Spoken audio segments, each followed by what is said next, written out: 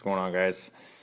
I'm going to do a lure review this week on this is going to be the Daiwa TD Minnow. I'm kind of breaking up from the top water that we just got done doing, and we're going to be going into square bills here in another week. And I had this minnow that I've saved for a little while that I've wanted to review for you guys. It's kind of an older minnow. It's a little harder to find, but I wanted to show it to you guys just in case anybody kind of stumbles across it. That way you guys can snag them up because it's a really cool minnow.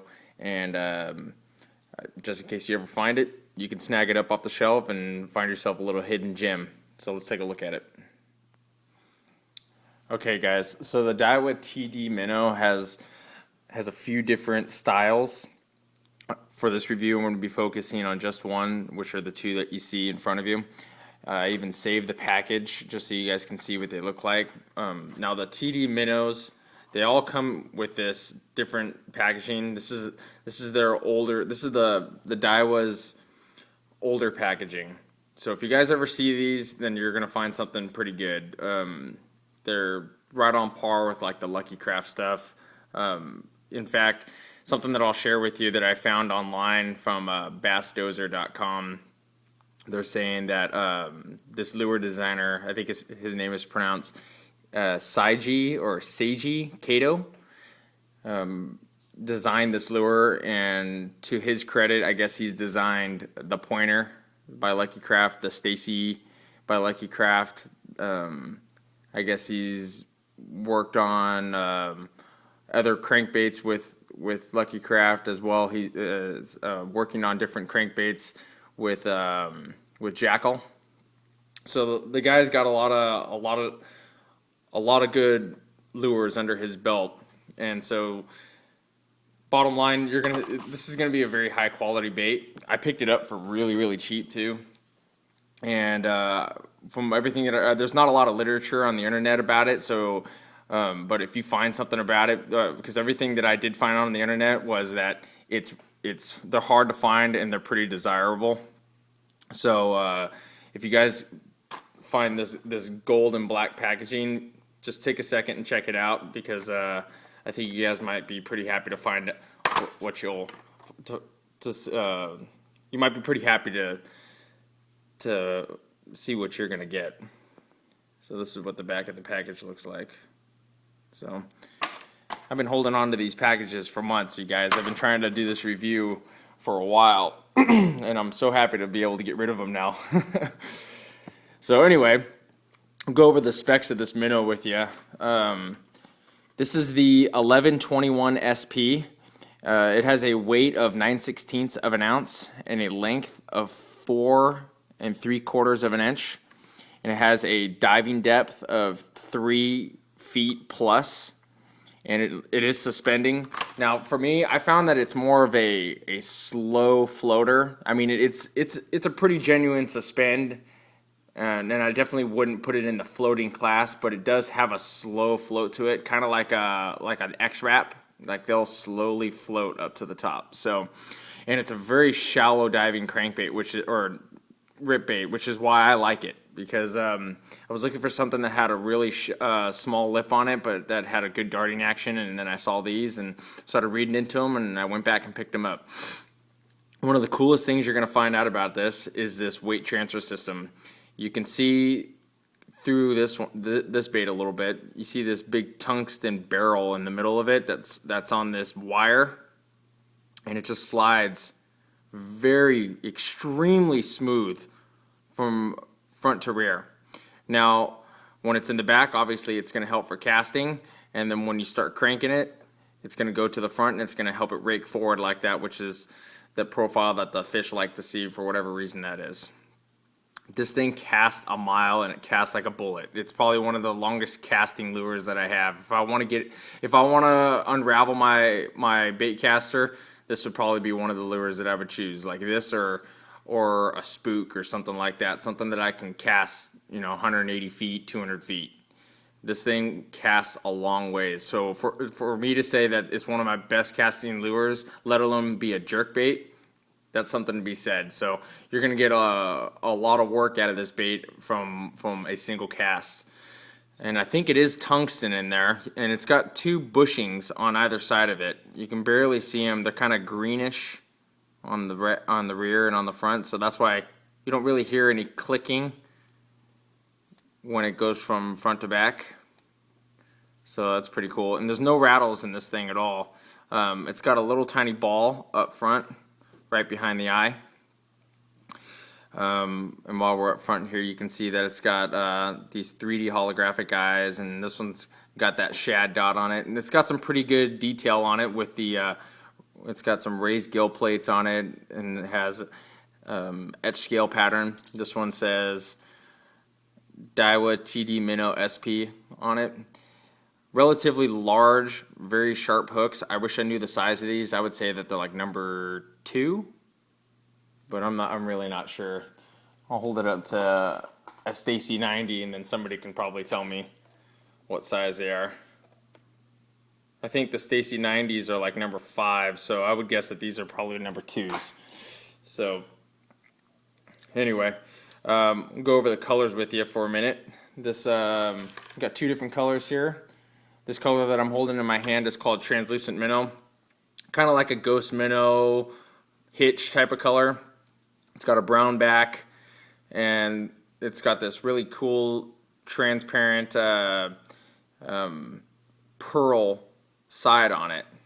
So it's got, you probably can't really see it in the camera, but it's got different colors. You can see that purple showing up just barely right there, but it's got some different colors as you flash it through the light. So this is and then it's got this white pearl belly. So this is translucent minnow.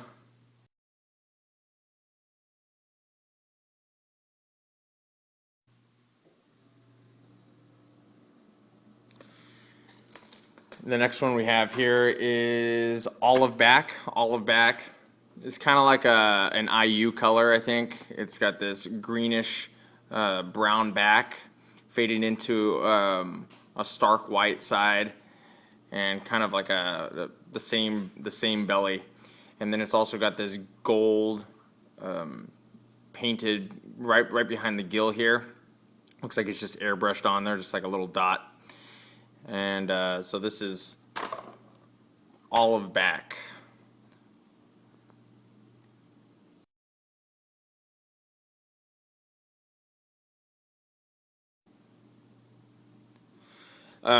When you're rolling this thing through the water, it has a very, very good wobble to it. It wobbles back and forth like this. In fact, I didn't even notice it until I got to do this review, until I started pulling out my lures for this. When it was rolling through the water, I thought that it resembled the I'm a Flit very, very, very closely, just because of the really wide wobble that it had, the rocking as it went through the water. Now, it doesn't have like a real erratic darting action in the water. It just but it does have a real wide wobble in it. But if you rip it, it'll kind of just like smoothly rip through the water. But if you slow roll it, it'll wobble really well. Now, what I'm talking about as far as the I'm a Flit is concerned, because I noticed it, I thought it looked like an I'm a Flit when it was rolling through the water, and then I pulled out an I'm a Flit to do this review, and then I looked at the body styles on them, and forget the lip, but they are pretty darn similar. And you might not be able to see, but they're both kind of flat-sided. I mean, this one's relatively flat-sided, and so is this one.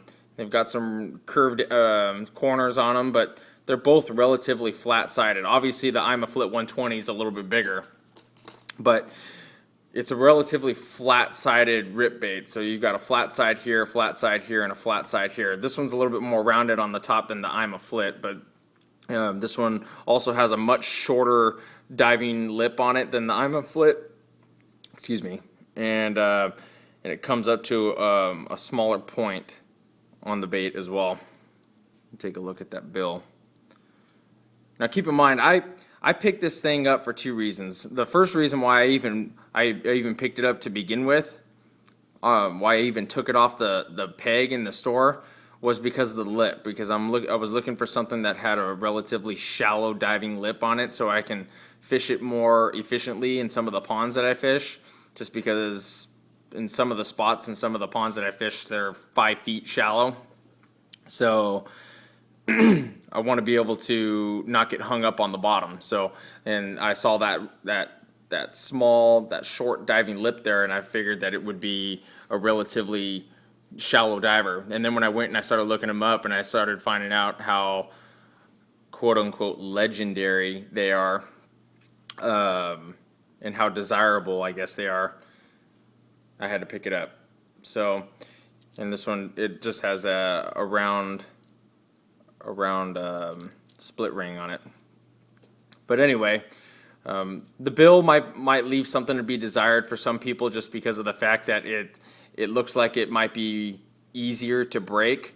But I want to point out something, that as far as the new Daiwa stuff and the old Daiwa stuff, this is like in the class of the old Daiwa stuff, and then it doesn't even come in the same packaging or anything. You're not going to even find this stuff on Daiwa's website because it is relatively old. I mean, I think this bait is it's got to be at least 4 years old, probably closer to 5 or 6 years old. So, but it's not to knock anything from the new Daiwa stuff, because I'm just trying out the new Daiwa stuff and I've been pretty happy with it. But I will tell you that from the Daiwa stuff that I have, this is more on par with like the Lucky Craft, Jackall stuff, which rightfully so, because it has that designer guy that is designing the stuff for the other companies as well. So keep that in mind when you're looking at this bait versus their newer stuff. So check these things out if you guys can find them. They have ones that have a little. They're a little bit shorter, but they have a longer lip on them, so they dive a little bit deeper. And then they have ones that resemble a pointer a lot closer. If I can pull out a pointer here, they're around. I'm not going to dig one out for you, but anyway, they have several different kinds, but I think that they're all going to be fantastic if you pick them up. So, and if anybody has ever used them or has them, let me know, man. I'd like to hear what your guys' thoughts are. Post a comment at the bottom.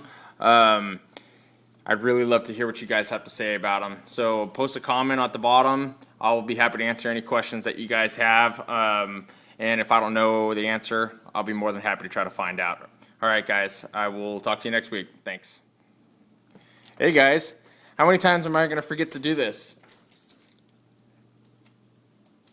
This is 4 3/4 of an inch with the ring and 4 5/8 of an inch without the ring. I gotta stop forgetting to do that. There we go. All right, guys. See you next week.